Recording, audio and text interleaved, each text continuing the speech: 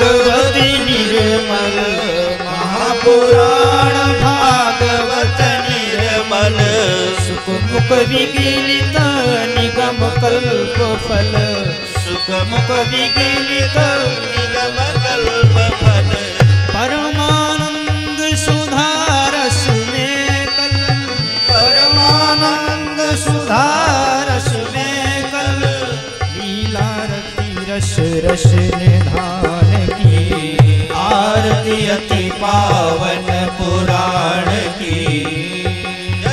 कलिमल मथनि त्रिताप निवारिणी, कलिमल मथन प्रलाप निवारिणी, जन्म मृत्यु में भव भयहारिणी, जन्म मृत्यु में भव भयहारिणी, सेवत सतत सकल सुख कारिणी, सेवत सतत सकल सुख कारिणी, सुमेहब सती हरि चरित गान की, आरती अति पावन पुराण की। परमहंस मुनि मन उल्लासिनी, परमहंस मोह विनाशिनी, भुक्ति मुक्ति रति प्रेम सुदासिनी, भुक्ति मुक्ति रति प्रेम सुवासिनी, कथाय किंचन है सुजानकी, आरती अति पावन पुराण की, आरती अति पावन पुराण की। धर्म भगत विज्ञान खान की, कर्पूर गौरम करुणावतारम, संसार सारम भुजगेन्द्रहार, सदा वसंतम हृदयारविंदे, भवं भवानी सहितं नमामि। गुरुर्ब्रह्मा गुरुर्विष्णु गुरुर्देवो महेश्वरा, गुरु साक्षात् परब्रह्म तस्मै श्री गुरुवे नमः। मनोजवं मारुततुल्यवेगं जितेन्द्रियं बुद्धिमतां वरिष्ठं वातात्मजं वानरयूथमुख्यं, श्रीरामदूतं शरणं प्रपद्ये, श्रीरामदूतं शरणं प्रपद्ये, श्रीरामदूतं शरणं प्रपद्ये। ओम यानि कानि च पापानि जन्मान्तकितानि चत्तानि सर्वाणि विनश्यन्ति प्रदक्षिणायां पदे पदे। परिक्रमा कर लेंगे अपने अपने स्थान पर जो खड़े हैं। हाँ जी,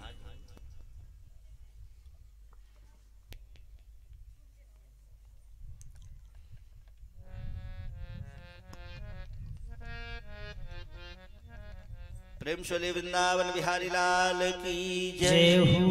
आइए आज के श्रीमद् भागवत महापुराण के प्रथम दिवस की कथा। समय के अनुसार प्रकृति के खेल के आपदा विपदा से विमुक्त हो करके बड़े प्रेम से आज की कथा को श्रवण करें। जो कुछ भगवान के द्वारा मिल जाए उसे ग्रहण करना चाहिए। तो जो जीवन में जो हमारे काम का है वो है कथा, और जिसे दूर भगाना है वह है व्यथा। तो व्यथा को दूर करके कथा में प्रवेश करते हैं।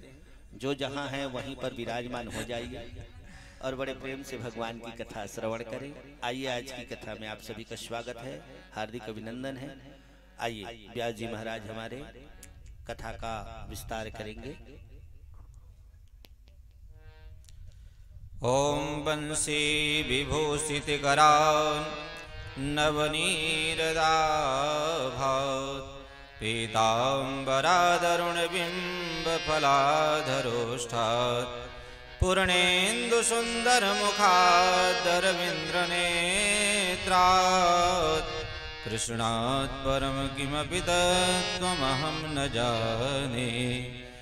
कि जय वराह भगवान जयति धरणी उद्धारक हिरण्यकश्यपो हिरण्याक्ष को कौतुक संहारक। हे जगदीश्वर जय जगपालक प्रभु तुम निज कृपा करी जय। करूं विनय कर वृद्ध दास के दुख हर लीजय। हो सबका कल्याण प्रभु हम यही मनाए। हिरण्यकश्यपो हिरण्याक्ष के जन्म के कथा सुनाए। द्वारपाल जय विजय श्राप बस जन्म्यो ज्यों मही, उनकी कथा सुनाय नंद नंदन के पद गही। करता अब आरंभ कथा हे श्रोताओ, चित्त को धरि एकाग्र कथा में ध्यान लगाओ। यदि भागवत की कथा प्रेम से सुनने आए, करना कृपा यही शोरगुल हो ना पाए। बस इतना समझाए कथा आरंभ करूं मैं, कृष्ण चंद्र के चरण कमल में शीश धरूं मैं। कि वासुदेव भगवान नंद नंदन जय दुख हर, यशोदा के कान्ह देव की नंदन सुख कर। मोहन करते विनय यही कर वृद्ध तुम्हारी, आओ सुनने कथा अये माधव गिरधारी। व्यासदेव सुखदेव सौनक शिरनाओ, सनकादिक गोकर्ण हृदय में तुम्हें बिठाऊं। आए विदुर मैत्रेय अय ऋषिवर श्री नारद, तुम्हें झुकाऊं शीस अय गणपति श्री शारद। सुनो प्रेम से कथा हृदय की आंखें खोलो, मुरलीधर गोपाल कृष्ण की जय जय बोलो। वृंदावन बिहारी लाल की जय। पवन तनय संकट हरण, मंगल मूर्ति रूप। राम लखन सीता सहित, हृदय बसहु सुरभु। श्री गुरु चरण सरोज रज, निज मन मुकुर सुधारी। बरनहु रघुबर बिमल यश, कि जो दायक फल जाय। बुद्धिहीन तनु जानिके, कि सुमिरहु पवन कुमार। बल बुद्धि विद्या देहु मोहि, कि हरहु क्लेश विकार। कि जिम सीता सुध लेन को, कि छिन में चले सुजान। तिम अपने इस दास की पीर मिटाव हुआन। कि हम सेवक तव चरण को, कि नित अनन्य हनुमान। कि क्यों नहीं टारत कष्ट अति, कि तुम्हें राम कियान। आपदाम पहरतार दातारं सर्व संपदां, लोकाभिरामं श्रीरामं भूयो भूयो नमाम्यहम्। अखंडमंडलाकारं व्याप्तं येन चराचरं, तत्पदं दर्शितं येन तस्मै श्री गुरुवे नमः। कथा में प्रवेश के पूर्व भगवान नाम का संकीर्तन करें। श्रीमन्नारायण नारायण नारायण, श्रीमन्नारायण नारायण नारायण, श्रीमन्नारायण नारायण नारायण, श्रीमन्नारायण नारायण नारायण। भजमन्नारायण नारायण नारायण, भजमन्नारायण नारायण नारायण, भजमन्नारायण नारायण नारायण, भजमन्नारायण नारायण नारायण।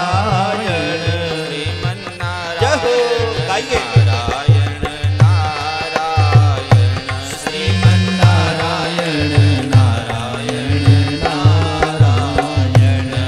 श्रीमन्नारायण नारायण नारायण, भजमन्नारायण नारायण नारायण, भजमन्नारायण नारायण नारायण।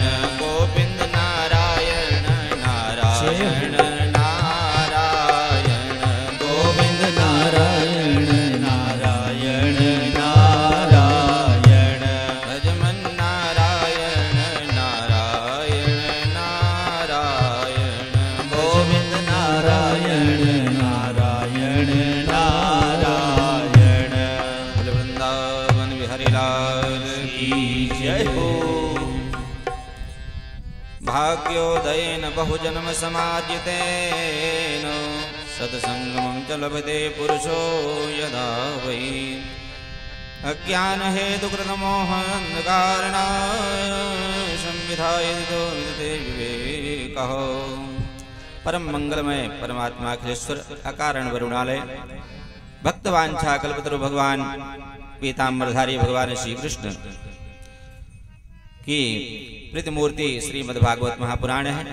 अनेकों जन्म का भाग्योदय होता है, तब ये कथा श्रवण करने का सुअवसर प्राप्त होता है और भगवान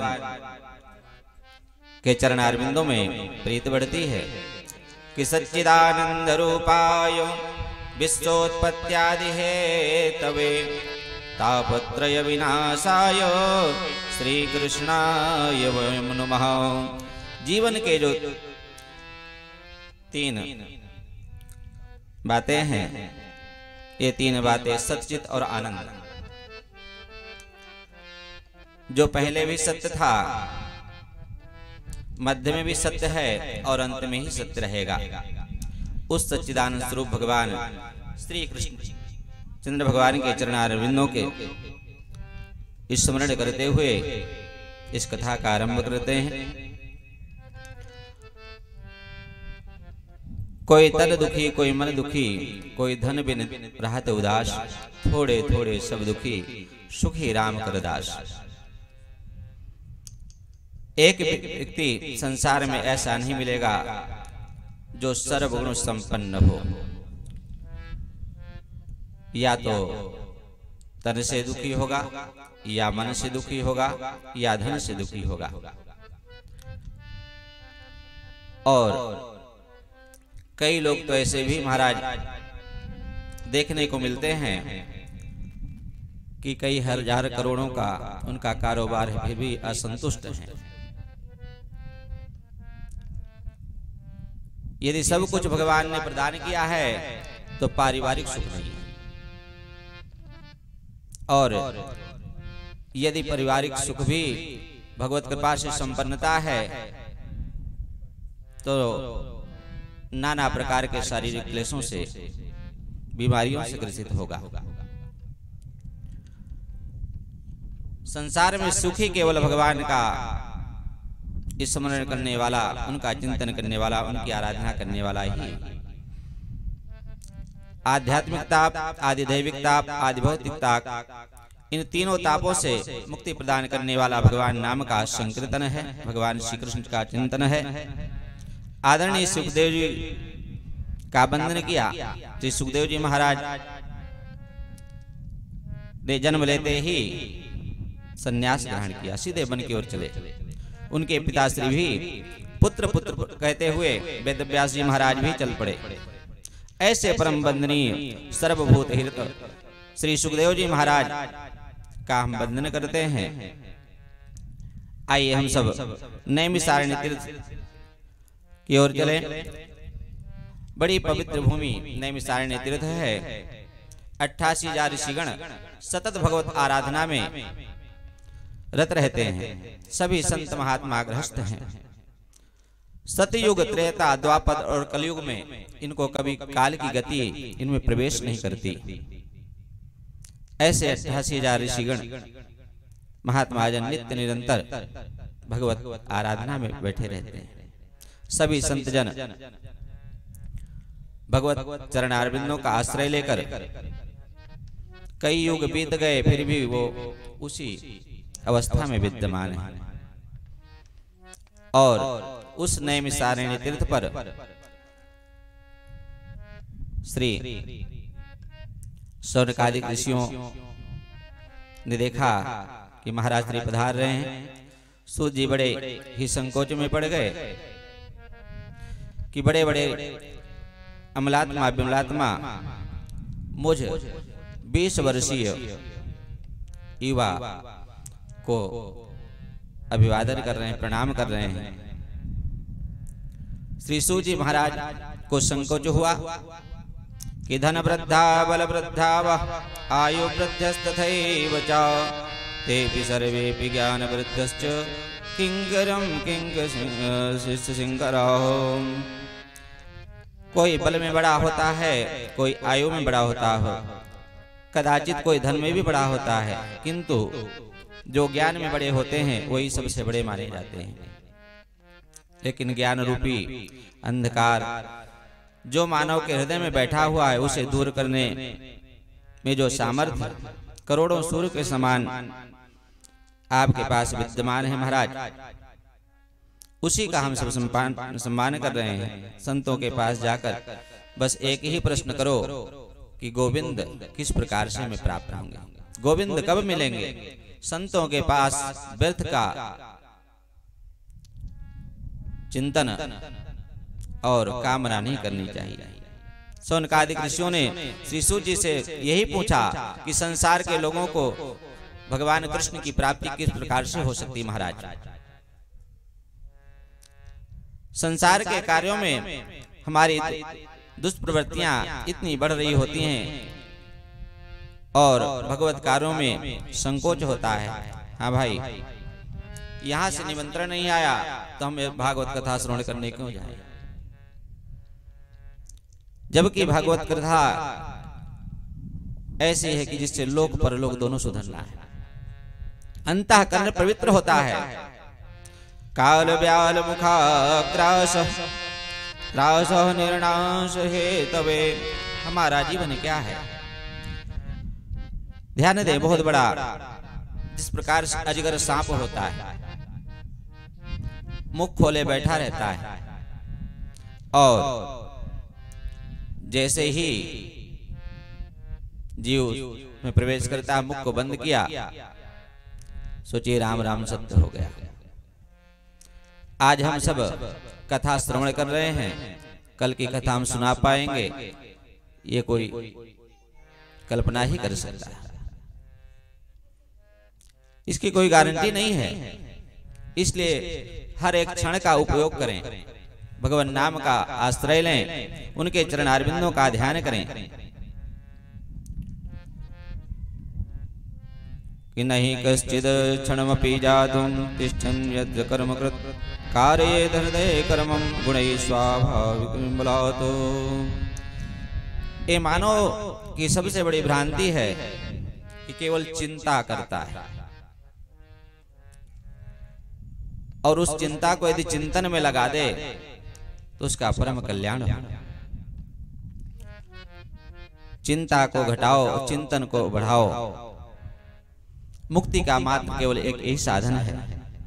एक बार देवताओं को जब पता चला कि राजर्षि परीक्षित को श्री सुखदेव भगवान रूपी भागवत रूपी अमृत पिलाने आ रहे हैं, तो देवलोक से देवता लोग भी अमृत का कलश लेकर और उस स्थान पर आ पहुंचे और महाराज से निवेदन करने लगे कि महाराज, ये अमृत कलश आप ले लीजिए और इस के बदले में हमें भागवत रूपी अमृत का कलश प्रदान करें। एवं विनम्यते जाते सुधाराज्ञो प्रतीयताम् कृपास्योमो वयं सर्वे श्रीमद्भागवतामृतम्। श्री सुखदेव जी ने कहा कि कहाँ स्वर्ग का अमृत और कहाँ ये श्रीमद्भागवत, दोनों में बराबरी नहीं हो सकती, क्योंकि स्वर्ग में जाकर वहां के अमृत का पान करने के बाद भी व्यक्ति को जब पुण्य क्षीण हो जाता है तो पुनः उसको गिरना पड़ता है। पुनरपि जन्म पुनरपि मरणम पुनरपि जरनी जठरे शयनम। जैसे ही पुण्य क्षीण हुआ पुनः उसको आना पड़ता है। अभुक्ताश्चैव विज्ञायं ना तदौ या कथामृतं श्रीमद्भागवतीर्वार्तां पुराणानामपि दुर्लभः। लघुन्यान्यानि जातानि गौरवेण इदं महत् तदा ऋषिगणां सर्वे विस्मयं परमं ययौ। सारे ग्रंथों को एक तरफ रख दिया गया और श्रीमद्भागवत पुराण को एक तरफ रख दिया। भागवत का पलड़ा नीचे हो गया, समस्त धर्म ग्रंथ ऊपर हो गए। भागवत तो साक्षात भगवान का, श्री कृष्ण का स्वरूप ही है। श्रीमद्भागवताख्यातम प्रतीक्षम कृष्ण एव ही। नारद जी ने जन जन में इसका प्रचार करने के लिए अपने पिता ब्रह्मा जी से इसका अध्ययन किया। सप्ताह श्रवण की विधि तो सनत कुमारों से श्रवण किया था। कथा का स्थान दिव्य होना चाहिए। सूर्य महाराज कहते हैं कि एक बार देवर्षि नारद बड़ी तीव्र गति से दौड़ते हुए जा रहे थे बद्री विशाल की ओर। चारों भाई सनत सनंदन संत कुमार जो है नारद जी को देखा और पूछा कि महाराज इतना तीव्र गति से आप कहाँ के लिए प्रस्थान करें महाराज? कि कथम ब्रह्म दीन मुख कुतश्चिंतातुरो भवान त्वरितं गम्यते कुत्र कुतश्चागतं तवो। नारद जी ने सनत कुमारों के चरणों में रोते हुए गिर पड़े, साष्टांग प्रणाम किया और बोले क्या बताऊं महाराज,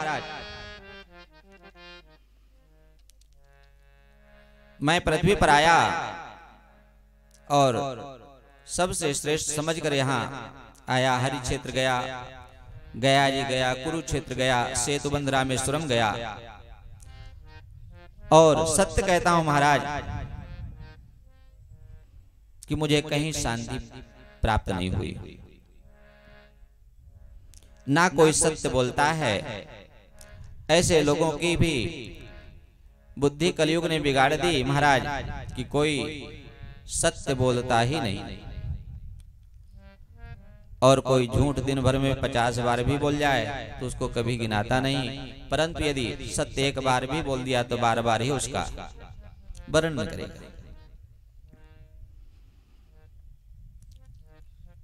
कलयुग के प्रवृत्ति के कारण छोटे बड़ों का सम्मान नहीं करते, उनका आदर नहीं करते। सनत कुमार बोले महाराज लेकिन बड़े काम में तो बड़ों को पूछना चाहिए। तो नारद जी महाराज कहते हैं कि महाराज उस समय भी या तो बहू का चलेगा या श्याल को बुद्धिदायक, या तो सलाह लेने के लिए सारे की अनुमति ली जाएगी। सत्कर्मो सूचको नूनम ज्ञान यज्ञ स्मृतौ बुधै श्रीमद्भागवतालापः सातु गीतम सुकादिभिः। देखो ज्ञान और वैराग्य महाराज, यदि तुम ज्ञान वैराग्य के बुढ़ापे को दूर करके भक्ति के कष्ट को निवृत्ति करना चाहते हो तो आकाशवाणी ने सत्कर्म करने के लिए कहा महाराज। और वो सत्कर्म कौन सा है? सनत कुमार कहते हैं देखो नारद, ज्ञान वैराग के बुढ़ापे को दूर करने का, भक्ति देवी के कष्ट की निवृत्ति करने का सर्वोत्तम साधन यदि कोई है तो साधन है श्रीमद्भागवत सप्ताह ज्ञान यज्ञ। और इसका अनुसरण करो। सनत कुमार बोले वेद वृक्ष है, भागवत इसका फल है और वेद रूपी कल्प वृक्ष अमृत के फल के समान होता है। और श्रीमद् भागवत बिना वृक्ष के फल कभी होता है क्या? जो स्वाद फल में है वो वृक्ष में प्राप्त हो सकता है क्या? नारद जी ने पूछा कि महाराज हम कथा कहाँ करें? सनत कुमारों ने कहा कि हरिद्वार ही इसके लिए सर्व पुनीत और सुंदर स्थान है। गंगा का पावन तट और वहां पर व्यास मंच बनाकर चारों भाई सनत सनंदन सनातन सनत कुमार व्यास मंच पर विराजमान हो गए महाराज। और मुख्य यजमान के रूप में नारद जी महाराज, क्योंकि नारद जी संत हैं गृहस्थ है नहीं, तो उन्होंने मुख्य यजमान के स्थान पर स्वयं स्थान ग्रहण किया और भक्ति ज्ञान वैराग्य के लिए 3 आसन रखवा दिए।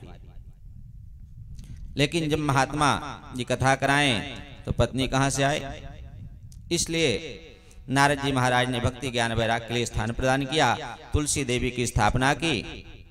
सनत कुमारों ने कथा सुनाना प्रारंभ किया। भक्ति महारानी भी अपने पुत्र के साथ आकर विराजमान हुई। नारद जी ने पूछा कि यदि कोई भक्त भागवत कथा श्रवण करके मुक्ति पा सकता है तो इसमें कोई आश्चर्य नहीं होना चाहिए। यदि कोई ज्ञानी पुरुष श्रीमद् भागवत श्रवण करके मोक्ष को प्राप्त करता है तो भी कोई आश्चर्य की बात नहीं है, परंतु क्या किसी पापी व्यक्ति को भी भगवान की इस कथा से मुक्ति मिल सकती है?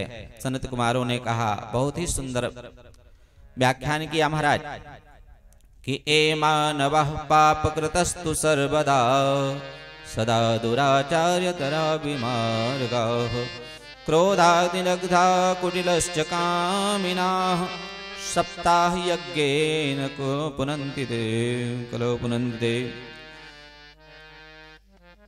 नारद जी बोले, महाराज यह बात हमारी समझ में नहीं आई कि जो जीवन पर्यंत पाप कर्म करने वाला व्यक्ति मरने के बाद प्रेत योनि में चला जाए और वो भी यदि भागवत कथा श्रवण कर ले तो उसकी मोक्ष की प्राप्ति कैसे संभव है? नारद जी को सनत कुमारों ने एक बड़ा सुंदर कथा का इतिहास सुनाया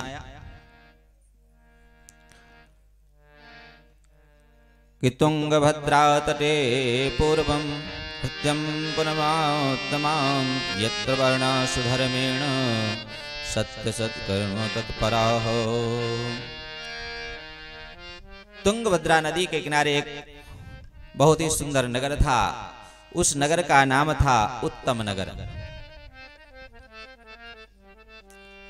आत्मदेव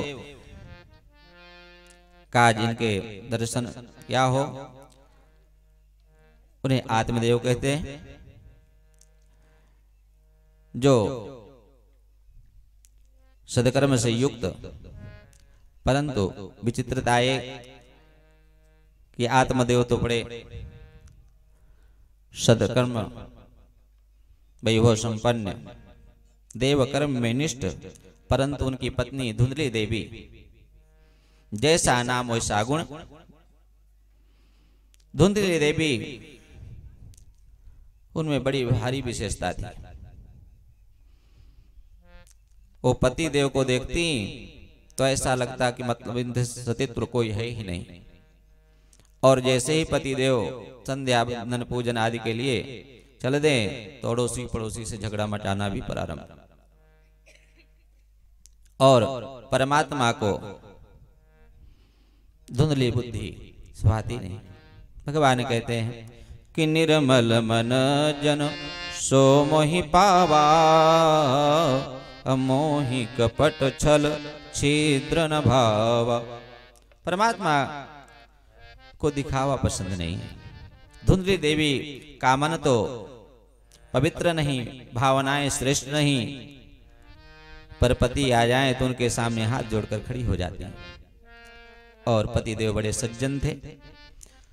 महाराज ने गौपाला, तुलसी का वृक्ष लगाया, रोज नित्य प्रति जल देते, परंतु तुलसी भी सूख जाती और वर्षों बीत गए, गौ के भी कोई बछिया बछड़ा जन्म नहीं लिया। एक दिन पंडित जी बैठे बैठे विचार करने लगे, क्या बताऊं, तुलसी जी को रोज जल चढ़ाता हूं महाराज, फिर भी सूख जाती है। देवताओं का पूजन करता हूं, उन्हें भी प्रसन्नता नहीं होती। पितरों का तर्पण करता हूं, उन्हें भी प्रसन्नता नहीं होती। आत्मग्लानि के वशीभूत होकर आत्मदेव घर से वन की ओर प्रस्थान किया। घर छोड़कर वन में चले गए। 4-5 दिन हो गए, बैठे बैठे बस चिंतन कर रहे हैं। आंख से अश्रुपात हो रहा है, पड़े पड़े रो रहे हैं। भगवान की प्रेरणा देखिए कि एक संत महाराज वहां से निकल रहे थे। संत महाराज ने जैसे ही ब्राह्मण देवता को देखा, समझ गए कि विद्वान ब्राह्मण है, दुखी है।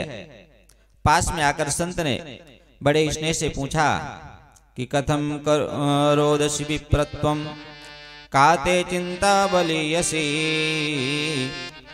वदत्वं सत्वरम मह्यम स्वस्य दुःखस्य कारणम।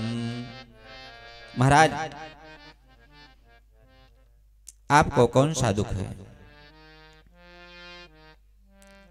महात्मा जी को देखते ही उनके चरण अरविंदों में गिर पड़े और निवेदन करने लगे कि महाराज, मैंने जो पाप किया है उसे भोग रहा हूं। मेरे द्वारा दी गई वस्तुओं को देवलोक भी ग्रहण नहीं करते, पितर भी स्वीकार नहीं करते। मेरे घर में गऊ है वो भी बांझ हो गई, तुलसी का बिरवा है वो भी सूख गया, मेरे घर में पुत्र नहीं है महाराज। मुंचाज्ञान प्रजारूपम बलिष्ठा कर्मणो गति विवेकः तु समासाध्यम त्यज्य संसार वासनम। पंडित जी, आपके मन में जो पुत्र प्राप्ति की कामना है ये मात्र एक अज्ञान है। संत ने पंडित जी से कहा कि यदि तुम्हारे घर में पुत्र हो जाता तो समझ लेते कि परमात्मा की कृपा हो गई, और पुत्र नहीं हुआ तो समझो भगवान की बहुत बड़ी कृपा हो गई। लेकिन पुत्र हो जाने के बाद यदि बालक नालायक हो जाए तो उस पुत्र से अच्छा बिना पुत्र के रहना ही उत्तम है। क्योंकि हमारी खोपड़ी में डंडा तो अवश्य मारता है।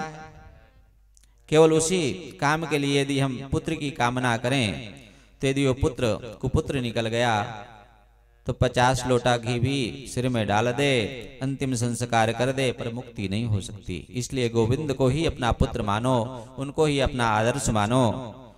कि अनया ममता विप्र ममता प्रेमो संगता भावयेवो समाद्रात्मा बुधै प्रेमादिनग्धते। वैसी ममता गोविंद के चरण अरविंदों में लगाओ कि जिससे लोक परलोक सुधर जाए। ब्राह्मण देवता कहने लगे, महाराज आप तो मुझे ही उपदेश करने लगे, मैं भी वेद शास्त्रों को जानता हूँ, पढ़ा लिखा हूँ महाराज। आपके सामने सिर फोड़कर मर जाऊंगा, पर बिना पुत्र के को प्राप्त किए बिना यहां से जाऊंगा नहीं महाराज।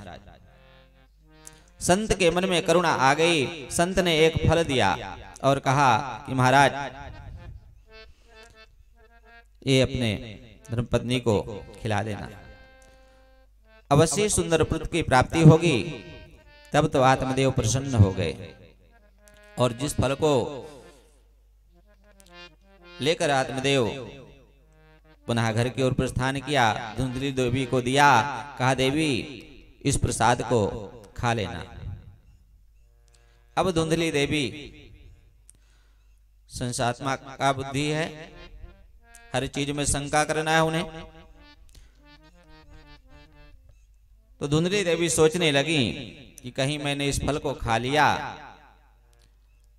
और बाबा बैरागी ने ये फल को दिया है, कहीं मान लो इस प्रसाद के प्रभाव से संतान की प्राप्ति भी हो गई तो 9 महीने तक किस प्रकार से मैं इस वेदना को सहूंगी, घर का काम कौन करेगा।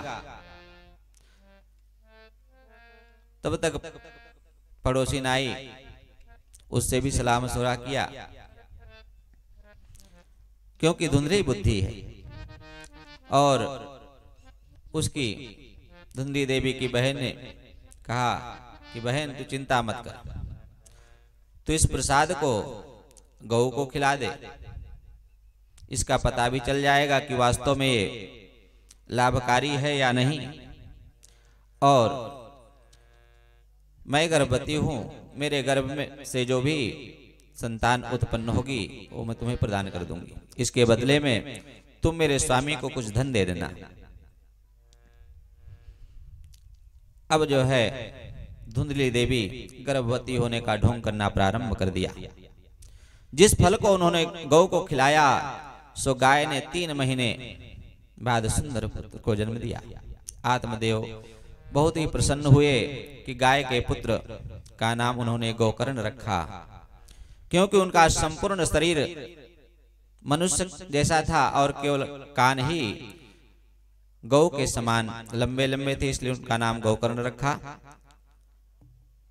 आत्मदेव इसलिए पुत्र का नाम रखा और अपने पुत्र का नाम रखना चाह रहे थे परमात्मा देव, पर धुंधली देवी भड़क गई कि महाराज 9 महीने गर्भ में मैंने रखा तो नाम रखने का भी अधिकार मेरा ही है। महाराज ने कहा ठीक है, जैसी तुम्हारी इच्छा। तो धुंधली देवी कहती हैं कि मेरा नाम धुंधली तो मेरे पुत्र का नाम धुंधकारी। गोकर्ण पंडितो ज्ञानी धुंधकारी महाखलः।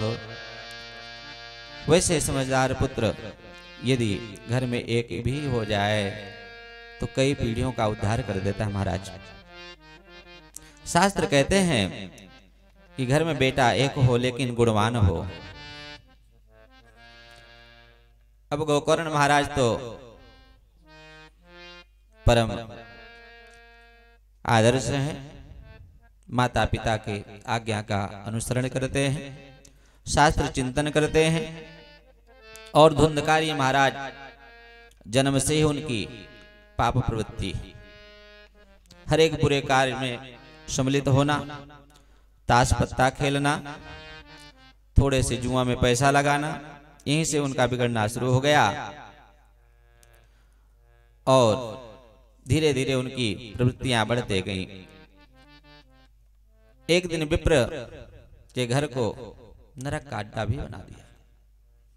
अब ब्राह्मण देवता पश्चाताप करने लगे कि इससे अच्छा पुत्र नहीं होता तो ही उत्तम था।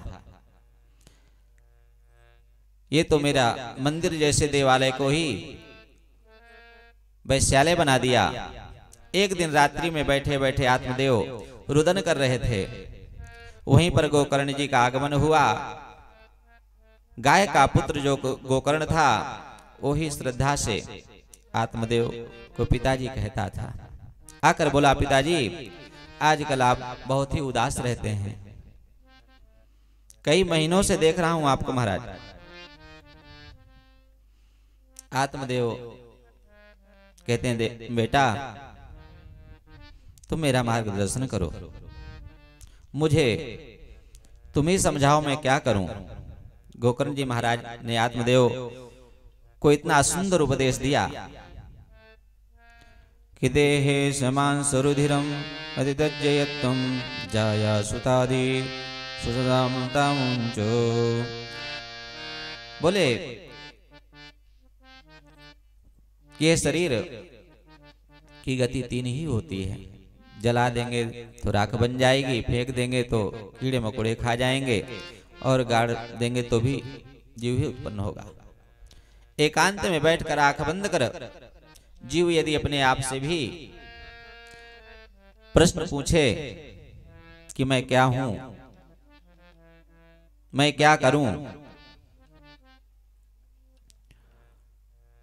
और अपने आप से पूछ कर संसार के मकान दुकान घर से अपने मन को हटाकर भगवान के चरणारविंदों में समर्पित कर दे, तो पिताजी उसका परम कल्याण होता है।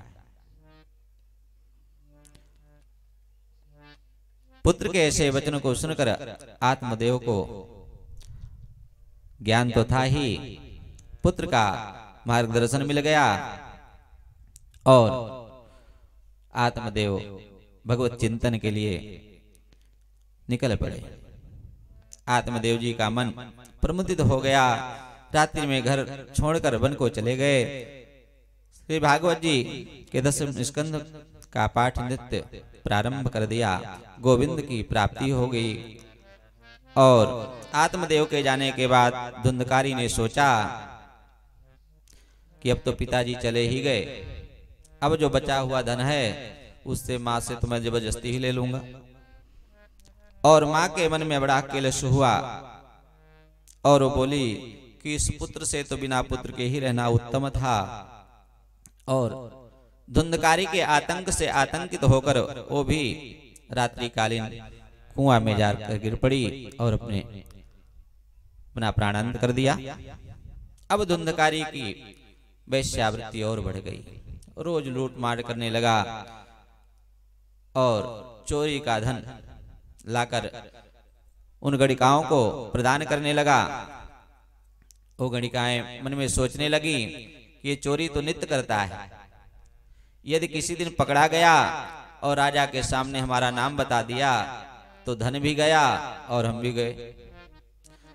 तो उन गणिकाओं ने जब देखा कि धुंधकारी बहुत सा धन लेकर आया तो खान पान अच्छे प्रकार से कराने के बाद धुंधकारी को चारपाई में ही बांध दिया।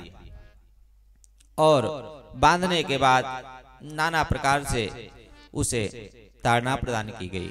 उसके बाद भी जब जीव नहीं निकला तब धुंधकारी का मुख खोलकर उसके मुख में अग्नि भर दिया गया और उस अग्नि के ताप से धुंधकारी मर गया और मरकर महान प्रेत बना। मरने के पश्चात प्रेत बन गया। अब इधर गोकर्ण महाराज जी तीर्थ यात्रा पर थे। जब उन्हें पता चला कि मेरे भाई का स्वर्गवास हो गया तो उन्होंने गया में जाकर श्राद्ध किया, तर्पण किया, दान किया। और जब तीर्थ यात्रा से वापस घर पहुंचे, रात्रि का समय था।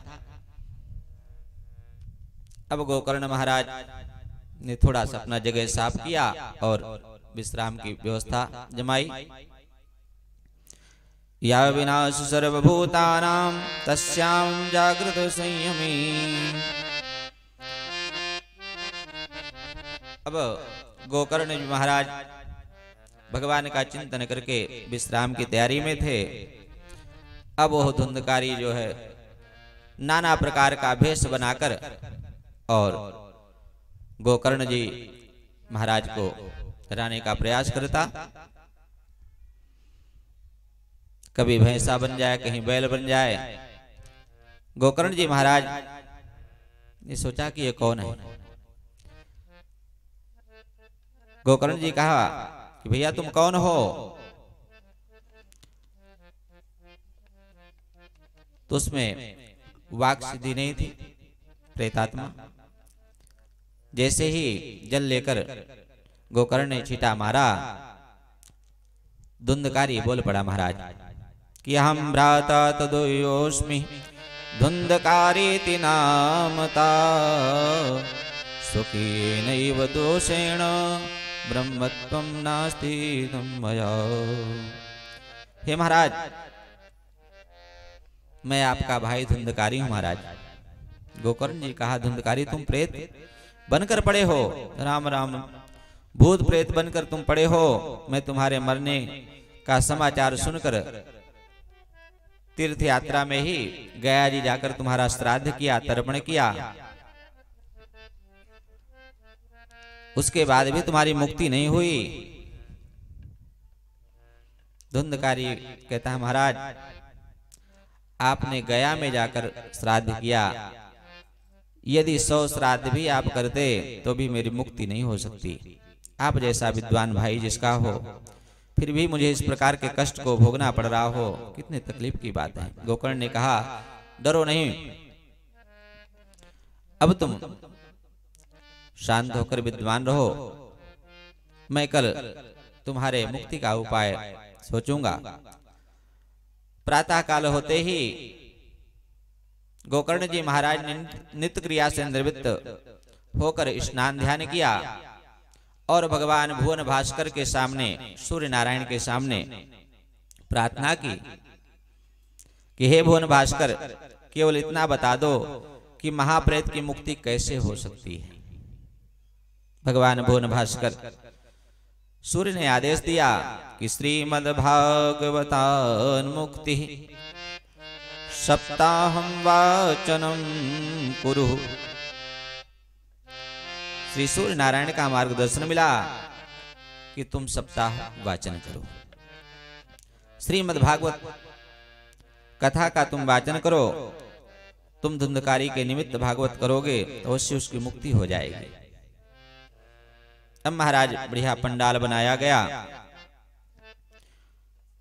और चारों तरफ बांस के पेड़ थे।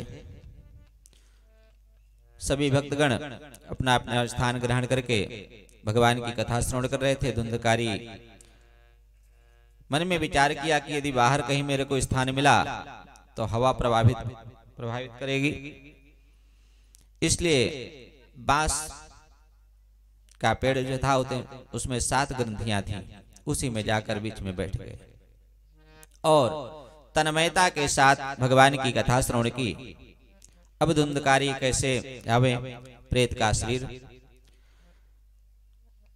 और उस बांस की ग्रंथि में बैठकर 7 दिवस तक भगवान की कथा श्रवण की और जैसे ही एक दिन की कथा समाप्त होती, बांस की एक ग्रंथि फट जाती। इस क्रम से 7 दिन कथा श्रवण करने के बाद 7 ग्रंथियां फट गई। अत्रैव बहवः सन्ति श्रोतारो मम निर्मलाः। और जैसे ही भागवत सप्ताह ज्ञान संपन्न हुआ, भगवान का अलौकिक विमान आ गया और गोकर्ण जी महाराज कहते हैं कि यहाँ तो श्रोता तो बहुत सारे हैं, पर विमान एक ही क्यों आया।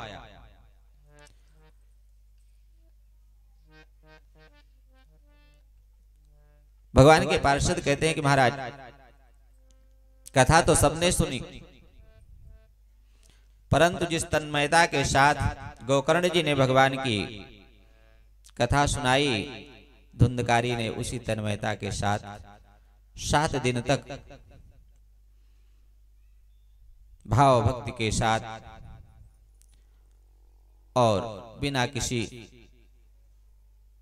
भेदभाव के से रहित होकर इस कथा को श्रवण किया, इसलिए इसके लिए विमान आए।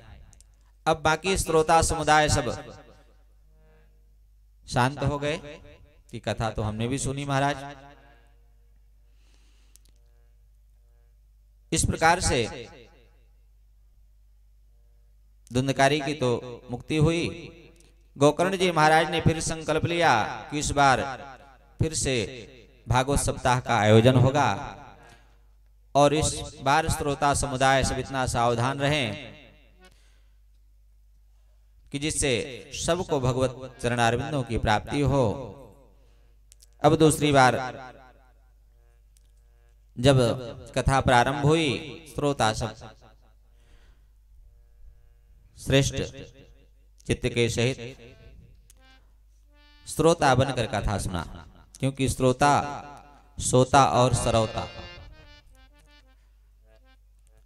इसी प्रकार कथा में भी फल में भी विभाजन हो जाता है।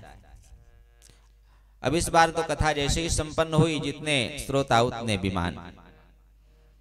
इस प्रकार से भगवान नाम का संकीर्तन करते हुए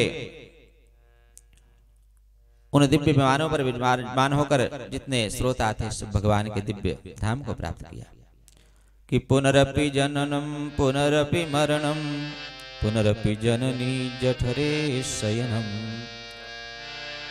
आइए भगवान नाम का संकीर्तन करें।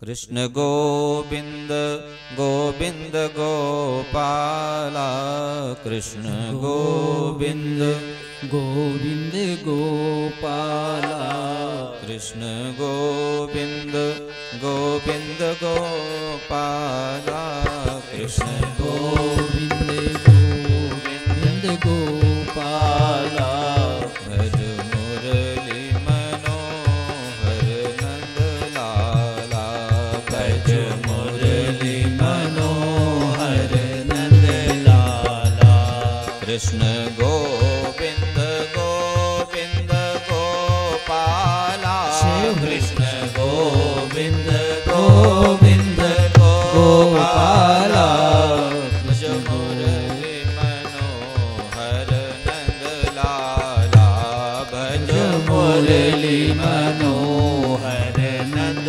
लाला भज राधे। मुरली गाइए। मनोहर नंद लाला भज मुरली मनोहर नंद लाला कृष्ण गोविंद गोविंद गोपाला कृष्ण गोविंद गोविंद गोपाला कृष्ण गोविंद गोविंद गोपाला कृष्ण गोविंद गोविंद गोपाला भज मुरली मनोहर नंद लाला भज मुरली हर नंद ला भज मुरली मनोहर नंद लाला भज मुरली हर नंद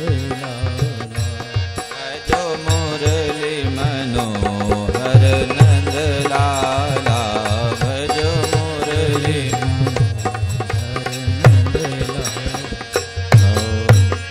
बोले वृंदावन बिहारी लाल की जय हो। अब आज की कथा यहीं पर विश्राम। आगे की कथा कल पुनः मध्याह्न काल 3 बजे से प्रारंभ होगी।